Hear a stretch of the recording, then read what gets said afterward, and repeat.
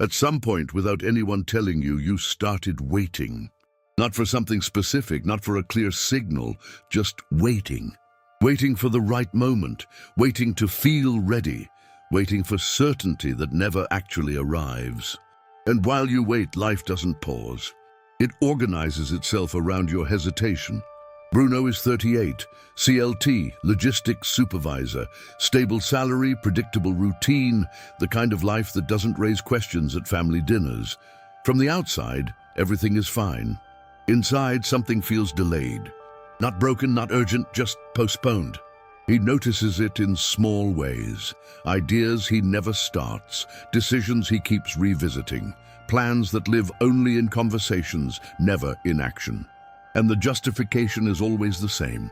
I'm not ready yet. It sounds responsible, but it hides something deeper. Because readiness, as he imagines it, never comes.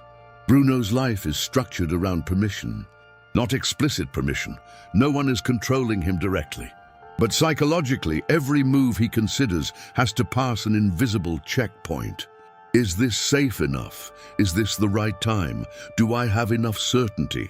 If the answer isn't a clear yes, he delays. And delay feels harmless. That's the trap. Because delay doesn't feel like a decision. It feels like caution. There's a concept in psychology called decision paralysis under uncertainty. When outcomes aren't guaranteed, the brain defaults to inaction to avoid potential loss. But what no one tells you is that inaction is also a decision. It just hides better. Bruno isn't stuck because he lacks options. He's stuck because he outsourced his authority. He waits for external validation that something is safe enough to start. But life doesn't work like that. The clarity he wants only appears after movement, never before. The moment shifts in an ordinary place. Supermarket, late evening, nothing dramatic. Bruno is standing in line, watching someone slightly younger, talking on the phone about a project he's building. There's no envy, just a strange recognition. That guy isn't more prepared. He just started. And something about that lands differently. Because Bruno realizes something uncomfortable. He's been treating action like a reward for certainty, when in reality it's the opposite. Certainty is often the result of action, not the prerequisite. That's when the illusion breaks. There is no permission coming, no signal, no perfect timing, no moment where everything aligns. Just a series of opportunities that expire quietly while you hesitate. That's when the idea forms. The permission trap. The permission trap works silently. You don't feel controlled. You feel responsible. You think you're being careful, strategic, rational. But underneath that, you're avoiding exposure. Because acting without certainty means risking failure, judgment, and discomfort. So you wait, and waiting becomes your default strategy. The first layer to break this is recognizing that permission is self-generated. No one is coming to authorize your next step. And the longer you wait for that, the more dependent you become. Bruno starts noticing how often he seeks invisible approval, even in small things. And that awareness is uncomfortable because it removes the excuse. If no one is stopping him, then what is? The second layer is understanding risk differently. Most people think risk is losing money, stability, or status. But there's another type of risk that's harder to measure. The risk of never testing your potential. This one doesn't show immediate consequences. It accumulates silently. Years pass. Nothing collapses. But nothing expands either. Bruno realizes he's been calculating visible risks while ignoring invisible ones. And those are the ones shaping his life. What is the cost of staying in the same place for 5 more years? The third layer is action without emotional readiness. This is where most people fail. They think they need confidence first. But confidence is built through evidence. And evidence only comes from action. So Bruno does something small. Not impressive, not public. Just real. He starts something he's been postponing for years. And it feels uncomfortable.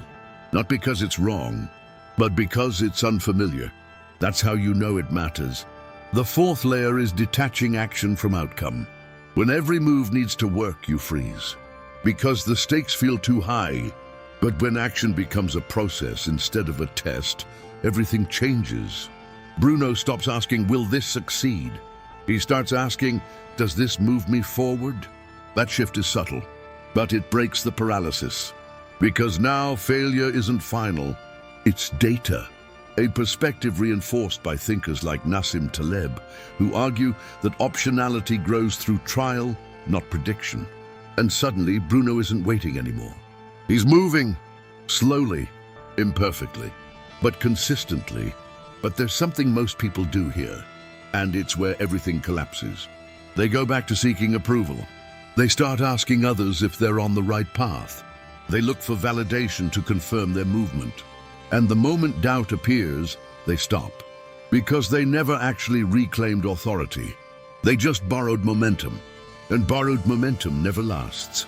If this is hitting something uncomfortable, it's because you've seen this pattern in yourself. That's exactly where the Free Your Mind kit becomes relevant. It helps you identify the invisible patterns that keep you waiting, gives you a real sense of the cost of delaying your life, and starts shifting how you see yourself in relation to action and control. The ebook brings clarity to behaviors you've normalized.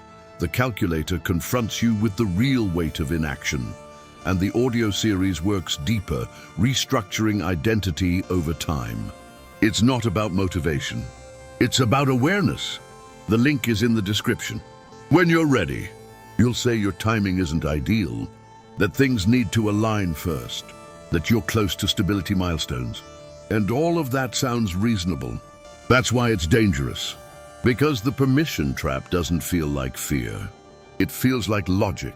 But while you justify, life continues. Opportunities expire, energy shifts, and slowly, the version of you that would have acted disappears. Not dramatically. Quietly. Bruno doesn't become fearless.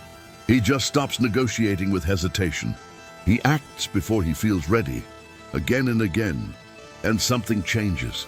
Not outside first, inside. Because now, his life isn't dictated by permission. It's directed by choice. And that's where everything begins. If this made you think, comment permission, because naming the pattern is the first break.